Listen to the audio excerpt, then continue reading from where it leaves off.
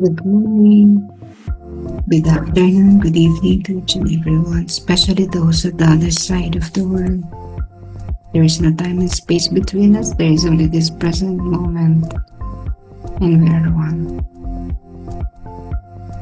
Today, you should read the Pandira Engine number 1084. Before every major grace, my soul undergoes a test of patience. For I feel the grace, but do not yet possess it. My spirit burns with impatience, but the hour has not yet come. These moments are so very extraordinary that it is difficult to describe them. Bago ang bawat pangunahing biyaya, ang aking kaluluwa ay sumasailalim sa pagsubok ng pasensya dahil nararamdaman ko ang biyaya. Ngunit hindi pa ito tinataglay. Ang aking espiritu ay nag-aapoy sa kawalan ng pasensya, ngunit ang oras ay hindi pa dumarating. Ang mga sandaling ito ay napakapambihira na mahirap ilarawan ng mga ito. Patience. This is what Faustina is telling us. Patience whenever, or especially whenever, when we are asking God of something. Faustina was only saying here of every major grace. Ay mga mamahalalaki lang na grasya, mga pambihira, no? Yun lang ang binabanggit niya. Nararamdaman niya, nakikita niya because she has the gift of seeing, or the gift or the faculty of seeing things that have yet to happen. That's her advantage. But although she sees the grace coming, it has not yet reached the earth, the plane of manifestation. Kasi maring nakikita niya yan na naka-float sa sabihin natin sa alapaap, no? Kasi ay hindi pa ito nagkakaroon ng katawan. Para rin kasing pagdating ni Jesus yan, no? Yung manifestation ni Jesus. Hindi naman yan instantly nangyari. So dumaan din siya sa proseso. May inihanda na babae na magdadala sa kanya, yun ay si Maria. At habang lumalaki ang babae sa kabutihan, tapos mag-aasawa na sana siya, pero dahil hindi naman itinakda na maging mag-asawa talaga sila, in the real sense, the angel came, visited Mary, and told her that she would bear the Son of God. So parang ganon, it goes through process. For example, we are praying for something. Healing, for instance. If you are sick, you pray for the healing of your body. So you knew what you want. And what do we say? Sinasabi natin, visualize you are healed. Kahit hindi ka pa magaling, visualize it, claim it. But mahalaga yung claiming process kasi, pangalawa, with humility, nagpapasalamat ka sa Diyos dahil sa nangyari, and then ang isa pa ay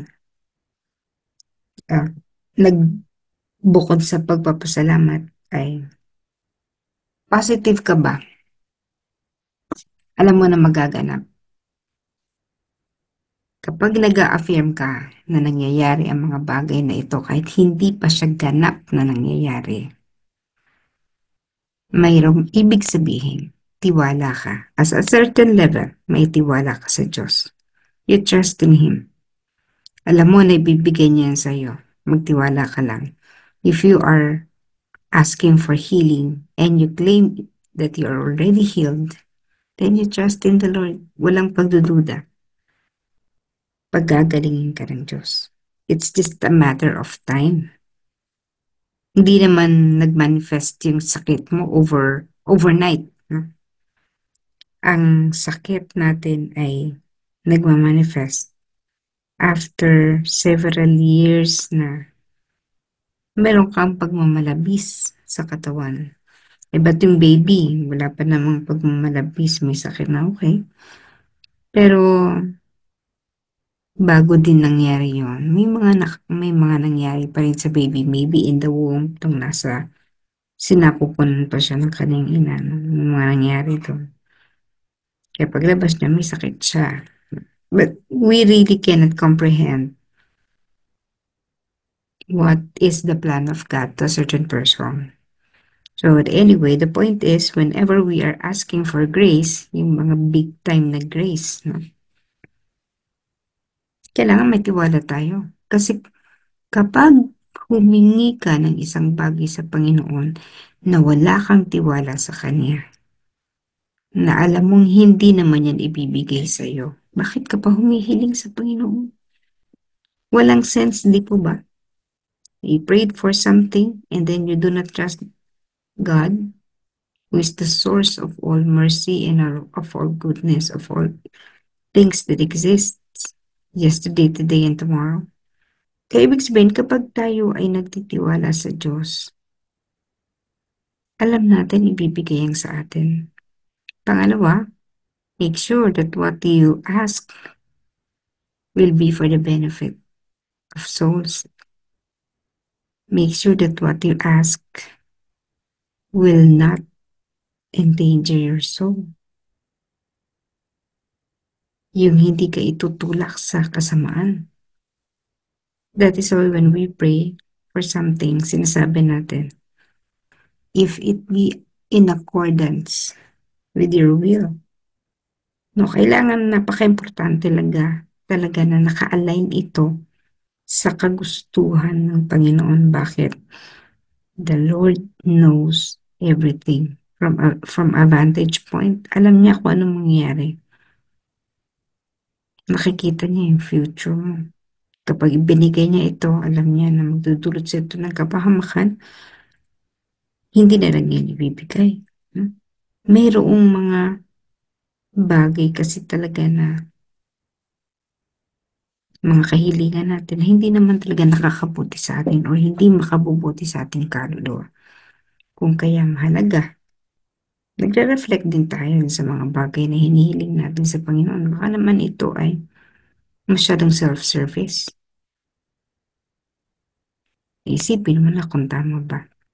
From our way of thinking, alam naman natin kapag ang isang hinihiling natin ay makabubuti para sa atin. Okay, granting na makabubuti sa atin ang ating nire-request or pinagdarasal sa Panginoon.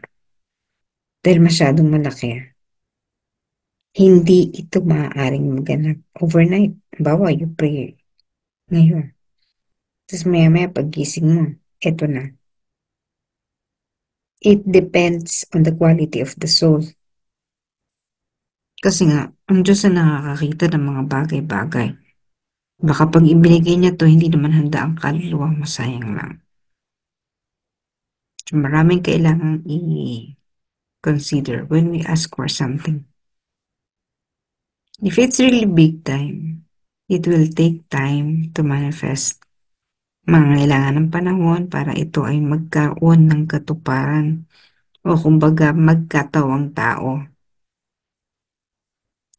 Yun yung manifestation ni Jesus, yung naging tao siya.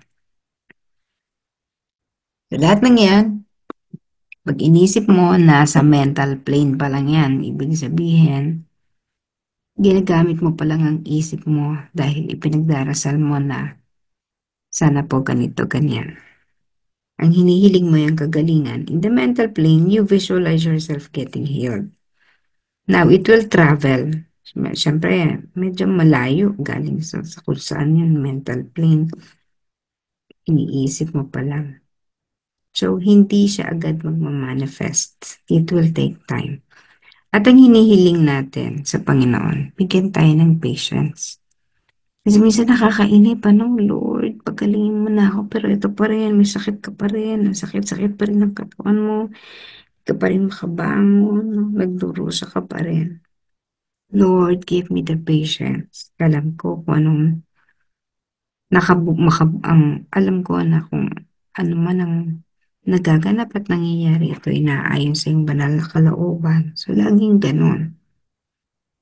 If you would like your daughter or your child to graduate, it takes time. No? Hindi naman yun mag-graduate agad-agad. Why are you praying for your child to graduate? Kasi gusto mo nang meron siyang kahit pa paano may future, no? Although having graduated from college does not assure of a green pasture or a work, no? Kasi biluin nyo every year, ilan yung mga graduate na nag-enter sa workforce pero wala namang trabaho. It depends pa rin. So Lord, give me the patience to wait. Nakikita ko na ganun mangyayari pero hindi pa nga nagaganap. Ano? So, sabi ni Faustina, these moments are so very extraordinary.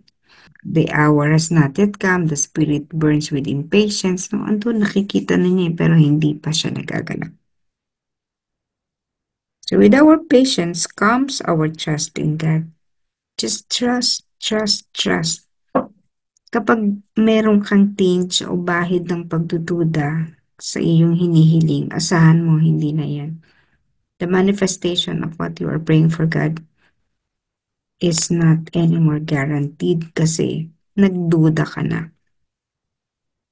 Gusto mo ng kagalingan pero ang sinasabi mo ay may sakit ako, ay nalulungkot ako. No? Hindi ka makitaan ng positive affirmation, hindi ka makitaan ng magandang disposition nung may sakit ka. And yet you're asking for God to heal you.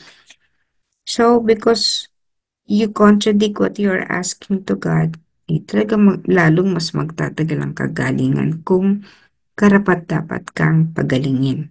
If your soul is really deserving of that grace.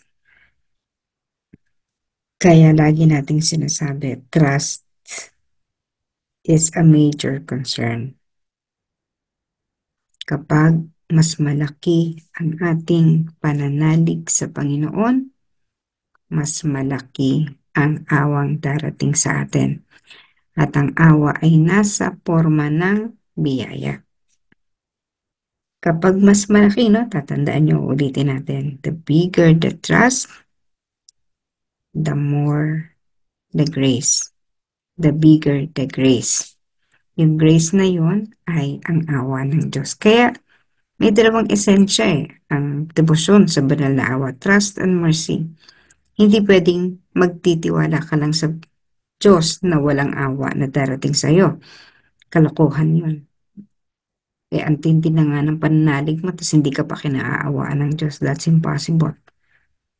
Grace, the grace of mercy is logical lamang, ano? Kapartner, mandatory kumbaga. Kapag may tiwala, may awa. Pero, kung wala kang tiwala, malabo rin yung awa. So, ganun. Directly proportional yan and spiraling. Pag sinabing directly proportional, kung gano'ng nga kalaki yung tiwala mo, gano'ng kalaki ang awa. At ang awa ng Diyos ay hindi maaarok. Iisipin mo na lang, there is nothing impossible. Lahat ng bagay sa Panginoon ay posible. Kailangan mo lang magtiwala.